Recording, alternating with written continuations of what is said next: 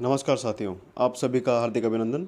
इस वीडियो में हम बात करेंगे टाइम्स ऑफ इंडिया की आज की न्यूज़, जिसमें कहा गया है कि जो लॉ कमीशन है उसने ये रिकमेंड किया है कि जो सेडिशन लॉ है, सेक्शन 124 ए इंडियन पिनल कोड है, उसको इंडियन पिनल कोड में रहने दिया जाए। इस लॉ को एबॉलिश, इस सेक्शन को रिपील करने की आवश्यकता नहीं है, इस सेक्शन को बनाए रखने की आवश्यकता है। तो अब इस वीडियो में हम ये समझेंगे जो इस न्यूज़ के में आया है उसके आधार पर कि क्या क्या तर्क हैं जो लॉ कमीशन ने दिए हैं या सिफारिशें की हैं, उस पर सरकार का क्या जवाब है और क्यों ये मैटर लॉ कमीशन तक गया। साथियों, पहले समझते हैं सेडिशन लॉ है क्या। आपको पता होगा, जब 1857 की क्रांति हुई थी उसके बाद उस टाइम में ब्रिटिश सरकार हुआ करती थी। तो 1860 में इन सब चीज़ों को रोकने के लिए वो एक इंडियन पिनल कोड लेकर आए, जिसको लॉर्ड मैकाले ने बनाया था, ड्राफ्ट किया था उसको। और उसमें एक अमेंडमेंट करके बाद में एक सेक्शन 124 ए ऐड किया गया था, उसको बोलते हैं सेडिशन। सेडिशन का पनिशमेंट इस सेक्शन में है। सेडिशन का मतलब होता है कोई भी जो एस्टेब्लिश्ड बाय लॉ सरकार है, जो कानून के द्वारा स्थापित देश में जो सरकार है, कोई भी व्यक्ति उस सरकार के खिलाफ नफरत फैलाता है, वो देशद्रोह है। ये इस सेक्शन का क्रक्स है। तो मतलब क्या हुआ कि जो स्थापित सरकार है, विधि द्वारा स्थापित जो सरकार है, उस सरकार के विरुद्ध कोई भी व्यक्ति हेटर्ड या इलविल फैलाता है, उसके प्रति नफरत फैलाता है अपने शब्दों से, भाषणों से, लिखित में, कैसे भी, तो वो देशद्रोह की परिभाषा में आता है। और देशद्रोह की जो अभी तक सज़ा है मैक्सिमम है 3 साल। तो इसमें बीच बीच में कई लोगों ने इसका विरोध किया, बोला कि जो सेडिशन लॉ है वो कॉलोनियल लॉ है, ये ब्रिटिश कालीन लॉ है, इसको अभी ज़रूरत नहीं है, इसको हटा देना चाहिए। कुछ ये बोलते हैं कि ये जो सेडिशन का प्रोविज़न है, जो 124 ए यानी सेडिशन लॉ, वो right of freedom of speech and expression, जो मौलिक अधिकार है हमारा आर्टिकल 19(1)(a) में, उसका उल्लंघन करता है। तो मूल तर्क 2 दिए जाते रहे हैं इस सेक्शन के अगेंस्ट में।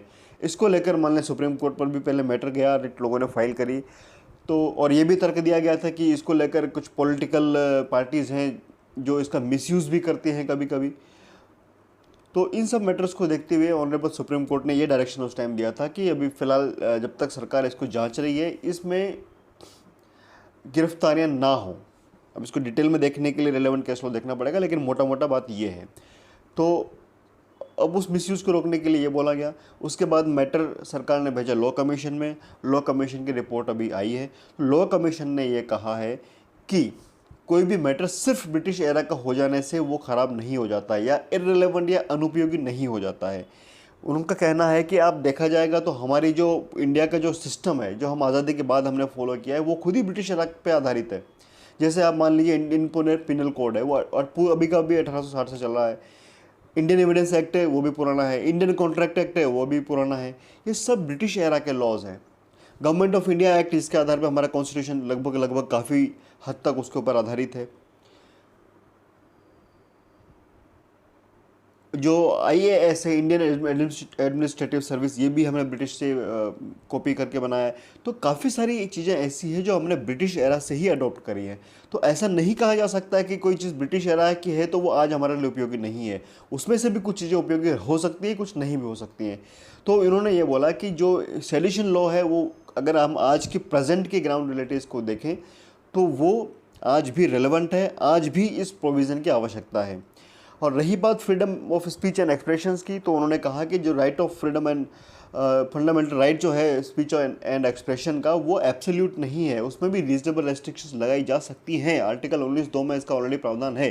जो रीजनेबल रेस्ट्रिक्शंस क्या होंगी, जैसे वो friendly relationship with other countries है, सिक्योरिटी है, मॉरलिटी है, सोवरेनिटी है, इंटीग्रिटी ऑफ द कंट्री है, यूनिटी ऑफ द कंट्री है। इस तरह के काफ़ी सारे ग्राउंड्स हैं जिनके आधार पर right of freedom and speech and expression उसको थोड़ा कर्टेल या उसको कंट्रोल किया जा सकता है, यानी रीजनेबल रेस्ट्रिक्शंस उसके ऊपर लगाई जा सकती हैं। तो वो मैटर, तो ये प्ली कि ये जो सेडिशन लॉ है वो राइट ऑफ फंडामेंटल राइट, जो freedom of speech and expression है, उसके अगेंस्ट है, वो तो वैसे ही नलीफाई हो जाता है। दूसरा, सज़ा का प्रावधान कितना होना चाहिए। सज़ा का प्रावधान की जो बात है, उन्होंने कहा कि अभी तक उसमें 3 साल है, लेकिन लॉ कमीशन में ने इसमें रिकमेंड किया है कि ये जो सज़ा है वो अलग अलग डिपेंड करता है कि किस तरह का नेचर अपराध का रहा है। उसमें 3 तरह से इसको किया जा सकता है। 3 तरह का मतलब, जैसे कुछ अपराधों में सज़ा मैक्सिमम 7 साल हो सकती है, कुछ अपराधों में सज़ा अलग हो सकती है, कुछ में सिर्फ जुर्माना हो सकता है। वो डिपेंड करेगा केस टू केस बेसिस पर, ये पनिशमेंट हो सकते हैं। और तीसरी बात है कि मिसयूज़। हाँ, तो मिसयूज़ के लिए बोला है कि सरकार इसके ऊपर अलग अलग गाइडलाइंस बना सकती हैं, मिसयूज़ को रोका जा सकता है। और जैसे कुछ सैंपल के तौर पर अगर देखें, जो इन्होंने रिकमेंडेशन दिया, उनमें इन्होंने ये कहा है कि सेडिशन के मैटर्स में एफआईआर रजिस्टर होने से पहले एक प्रिलिमिनरी इंक्वायरी की जाए।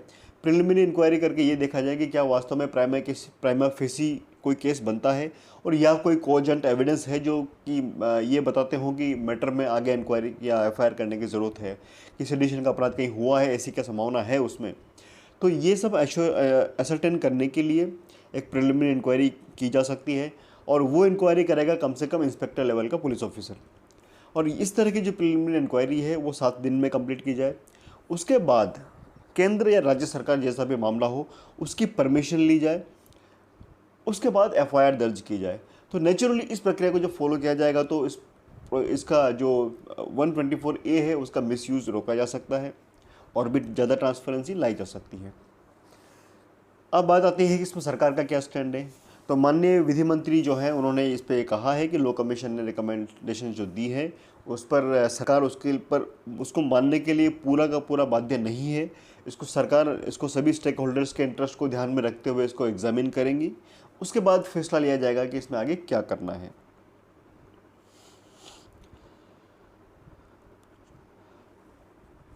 और हाँ, जहाँ तक लॉ कमीशन की रिपोर्ट की बात है, तो ये इसके चेयरमैन हैं जस्टिस ऋतुराज अवस्थी। ये कर्नाटका हाई कोर्ट में चीफ जस्टिस पहले रह चुके हैं। और जो सेक्शन 124A है, इसकी कॉन्स्टिट्यूशनल वैलिडिटी जो है वो पहले किसी और एक मैटर में ऑलरेडी सुप्रीम कोर्ट ने अपहेल्ड की है, वो नल एंड वॉइड नहीं है अभी। इसके लिए आप देख सकते हैं कि जो लॉ कमीशन है उसने भी ये कोट किया है कि सुप्रीम कोर्ट रूलिंग जो थी केदारनाथ सिंह केस में, उसमें 124A की कॉन्स्टिट्यूशनल वैलिडिटी को अपहेल्ड किया गया था। मतलब ये माना गया था कि जो सेक्शन 124A है वो कॉन्स्टिट्यूशनली वैलिड है। तो दोस्तों, ये था आज की न्यूज़ और उसका ब्रीफ एनालिसिस। बहुत बहुत धन्यवाद।